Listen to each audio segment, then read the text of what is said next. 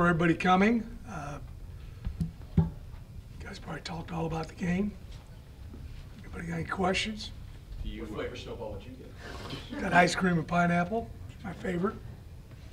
The people who do the snowball stand, they're all John Curtis people. And I was talking to him about JT winning 622 games. Unbelievable. So it's really neat.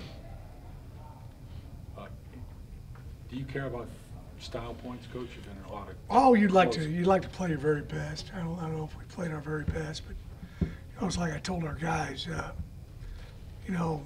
win is big. It's especially this time of year, and we'll take it. You work real hard. You want that outcome, and sometimes it's a hell of a lot better than a pretty loss. I know that, so we'll take it. What are the particular elements of the last few victories that kind of transcend the score, that make you feel like, well, I'm just so happy with how this went that I'm not as worried about how close the final score was? It's always good when the offense finishes with the ball in your head. It always helps you. I thought we had a couple times where our offense did a sensational job of getting first downs and running the clock. I think we had the ball for 11 minutes and 31 seconds in the fourth quarter. When you have the ball offensively, you're playing great defense. We only defended 42 plays on defense. That's probably the least I've probably defended in a long time. I'm sure it's the least I've defended since I've been here at Tulane. So, there's just, there's a lot of good things to get from it, but there's things we got to clean up. We need to, we talk about 4-point plays all the time. Defensively only allowing a field goal or getting a takeaway, and offensively scoring touchdowns instead of kicking field goals. So, we got to take advantage when we're in the red zone and get touchdowns. Well, have you told your team you got to play a lot better to have a chance to do what you want to do? We know that. There's been some times we played real well. We played some close games last year also. But we just, when you get this stage of the season, you got to juggle, doing some new things with also keeping guys healthy. And you can't, we're like everybody in America right now. We're beat up, and we got to make sure we can get them to the dance. So that's a big part of it as well. But we want to accomplish goals. We want to accomplish. We're going to play better in all three phases. You said on Saturday you kind of throwing it away, wanting to play the perfect game. But how does it feel to know that your team can win in just about any scenario at this point? Well, that's good. I think that shows you that we're a veteran squad, and we've got a lot of fantastic leadership, and they believe that we're going to win. And down 10-zip pretty quick last week, and the guys, they're resolved, never wavered on the sideline or in the locker room, and that's good. I've had, one of my buddies sent me a bunch of stuff about, we're not winning a bunch by enough. That's a good problem to have. I like that. I'm not a big social media guy, so I'll get a chance to read all that stuff. I got a couple nice emails, which was good. When I first got here, I told the team I got patted on the back because we played hard and we were organized. We had the correct 11 out on the field all the time, and that lasted about a year or two. Now we're not winning by enough, so that's good. We've gotten better. You got to cover. We're improved. And we're talking about is late season football with these high stakes games. I know you're a college basketball fan, and in the tournament they say survive in advance. Do you see any kind of parallels to that? Oh, I don't know. Just where we're at. I don't know. There's a lot of teams that are like in that situation right now. They got to, every game's important. I'm glad all our games are important right now. That's big for us. You mentioned the 42 plays. How much of the new clock rules changed? I think a lot of it was we didn't play at a very high tempo, and they didn't either. And the week before, we didn't defend very many plays against Rice. I think we had 8 possessions, and ECU had 7 possessions also. So I think the new clock rules have something to do with it, but not. It was just kind of a rare game a little bit. We got a whole bunch of 3 and outs. I mean, after the first quarter, they had 47 yards of offense. You know, Coach Wood and his defensive staff did a fabulous job, and then obviously the players executed the game plan, you know, almost to perfection in the second, third, and fourth quarter. You played a ton of close games, but you look at the stats. You've got the leading rusher in the conference. You've got the most efficient quarterback in the conference. You've got one of the leading rushing defenses in the nation. And I think your pass efficiency defense is 3rd in the conference. Does that? I mean, Yeah, we're doing a lot of good you things. You have a pretty complete team if you play 4 quarters. Yeah, I agree with you. But we got to do that. We got to play well all 4 quarters, and you know that's what we're chasing. How badly does this team need a win where they're not stressing at the end just to avoid mental exhaustion? Well, we'd love to have one, but we'll take it by 1. I'm not Grady, man. These things are hard to get.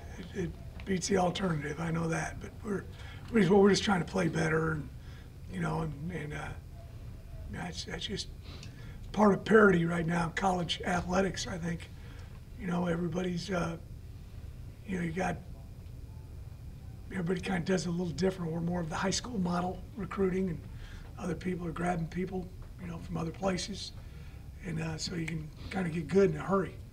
And I think we got some good teams in the conference. I think some teams that are going to be really good over the next few years. So it looked like, and again, I don't know them all by heart, but it looked like there was a lot of close games in the conference last week. Are you going to watch the CFB rankings tonight? No, I usually find out about it later. What time's it on at? 6 o'clock. Who 6 tells you? o'clock. Oh, usually somebody from the office tells me, right? Somebody, we're all up there working till pretty late, so. What's Jaquan Jackson's status this week? I think he's going to be able to play. We're going to find out, you know. So you know, that's another thing too that, you know, you guys just got done interviewing Sincere. You know, we kind of backed off on him a little bit today. I think he's played over 4,000 college snaps. You know, so that's a lot of games. You know, so and Quan's the same way. He's played a lot of college football, and we want him fresh and ready to go on Saturday. Could you, in just all of your years of experience, comment on your impressions of this team's late game steadiness? Well, we got some clutch guys. You know, Pratt is, you know, he's clutch. He's again, he's played a ton of football, and you know, so you know, there's not a whole lot you can throw at him that he hasn't seen before. And, you know, and we talked about Sincere, and it's kind of where it starts, right? That's like the pitcher and the catcher, you know, center and the quarterback, and you want to be strong up the middle, and we're really strong up the middle. Those guys are really smart, and we talk a whole bunch about situational football. You know, you know, we have every meeting we show something that somebody across the country's done that was real smart or real dumb. You know, and then we try to put them in those situations out of practice and really go over those things a bunch. And it's really good for me too, because I've been in that situation before, and I've coached it. I've maybe seen how someone else did it correctly or incorrectly. Coach, have you ever had a guy in your coaching box who you didn't know who they were? I mean, have you ever, in all your years, had to turn around and say, "Who is that guy?" I don't know what kind of answer I should give. I mean, I know what you're talking about. It is, you do. It is pretty I don't. unusual, You know, right? I just. You know, it'll be interesting to see how everything unfolds. You know, someone's telling the truth, someone had.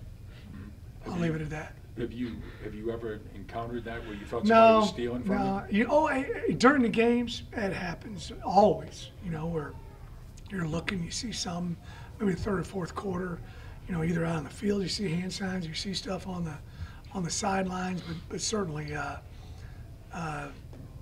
know, I don't think anybody's seen it where it's been premeditated, where you've gone to, you know, I haven't heard of that. I'm sure it's occurred before, and we'll find out if it's occurred in this instance or not.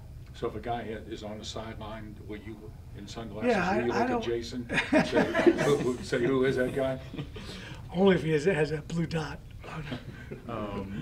if Jaquan can't go, it just would be another instance of, you know, battling through injuries.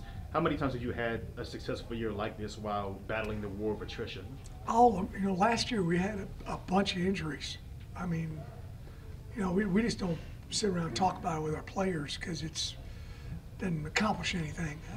Next man up, let's go, and that's why you rep a bunch of guys during the week, and they got to come in and they got to be able to play.